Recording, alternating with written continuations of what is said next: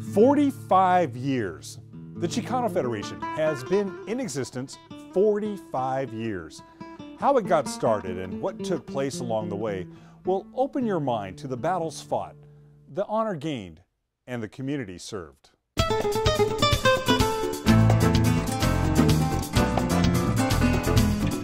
45 years ago. The times were just overwhelming with political activities. You had the Association of Mexican Educators, AME, you had MAPA, you had the Brown Berets, you had the student organizations like MECHA.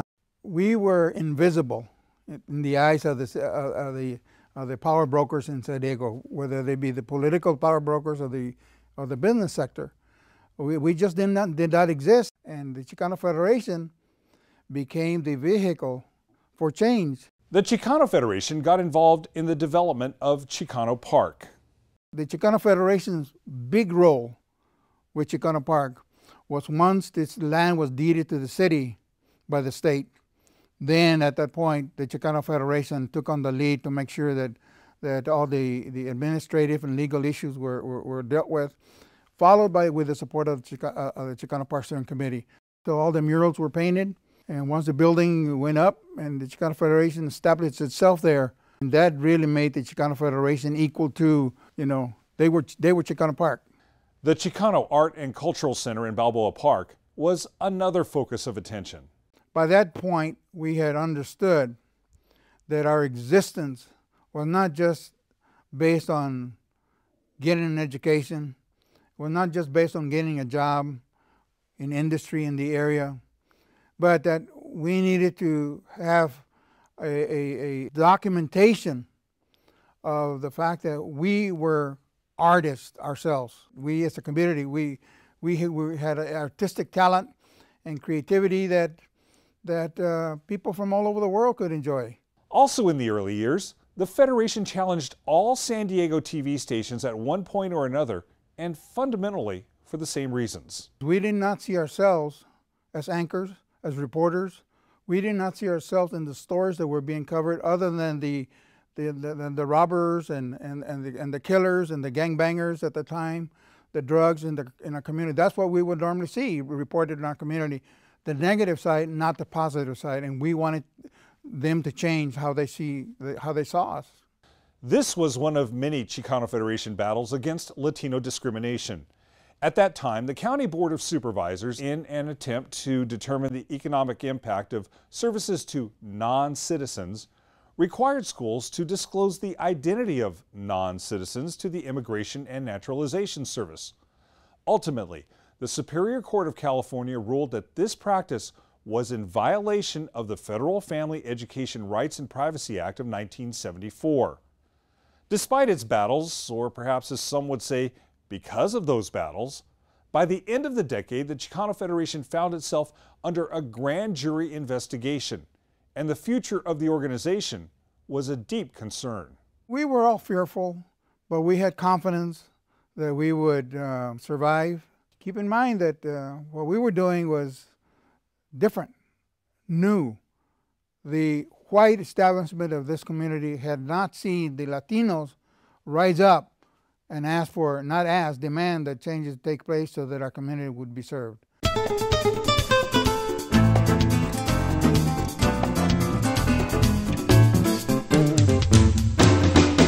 The recommendations of the grand jury surely were meant to say, how can we lessen the effect of Latinos on the shape of this city? I came in just right into the mess of having to look at the grand jury recommendations and see how in fact we could come about and how we would evolve as an organization. We did all kinds of things, from what I would call the very traditional form filling type things, to applications, to legal clinics, to providing pre-employment kinds of training to be able to bring in young people. We also promoted issues around women. I really wanted the Federation to be a viable, respected organization in this community. During this second phase, the Chicano Federation filed a class action suit against the city of San Diego, alleging that the city's use of at-large elections and council districts had disenfranchised Latino voters.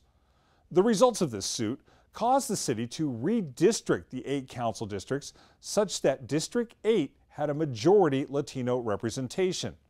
But the lawsuit realized a benefit for more than Latinos. It was an issue for neighborhoods.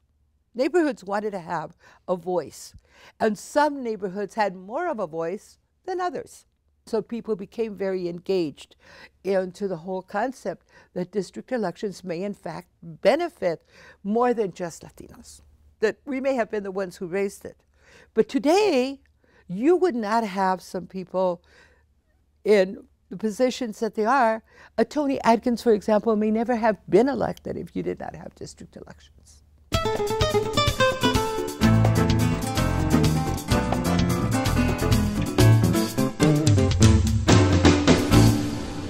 We're trying to be strategic in how we approach advocacy, but at the same time, we had competing interests because we still had folks that wanted us to focus entirely on advocacy.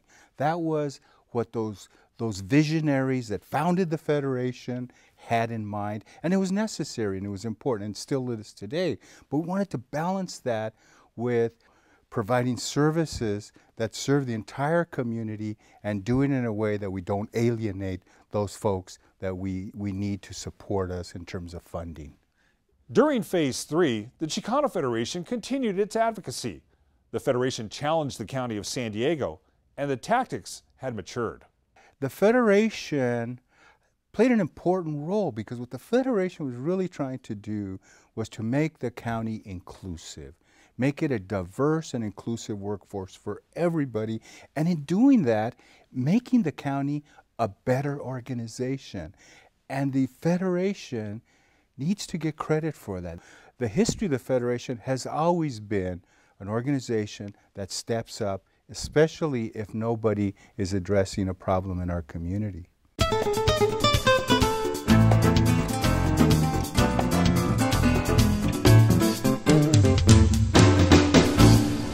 The Chicano Federation's commitment to create affordable housing for economically disadvantaged families, seniors, and people with disabilities is seen throughout San Diego County.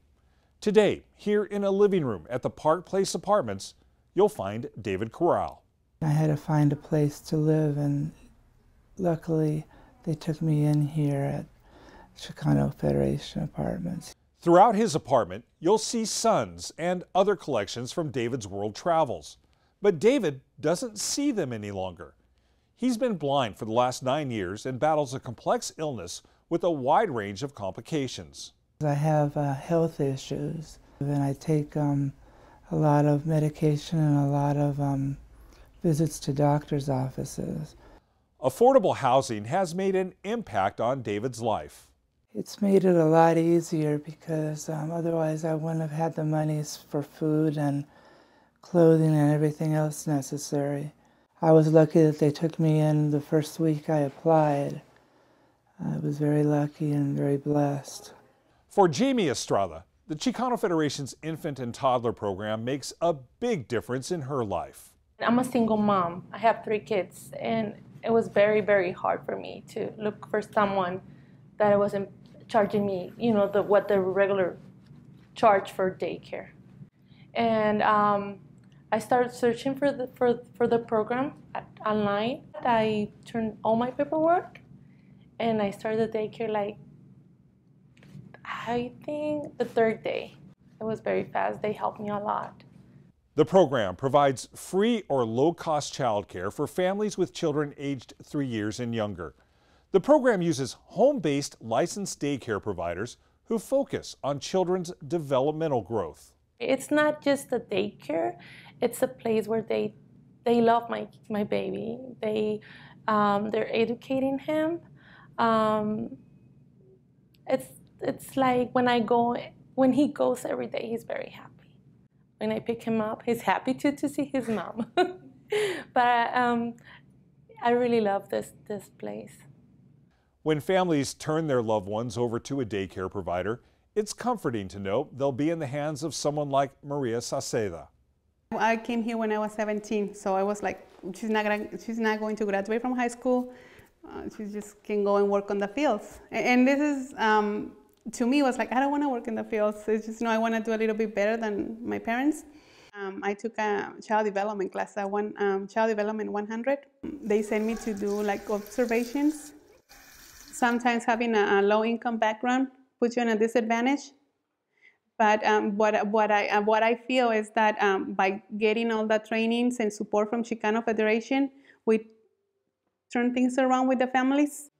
I just believe that from the bottom of my heart, because I mean, you can see the kids, they're very happy. The families are very happy. It's very calm. The kids feel like this is their home. It's the Federation's mission to create and promote empowering opportunities for our community.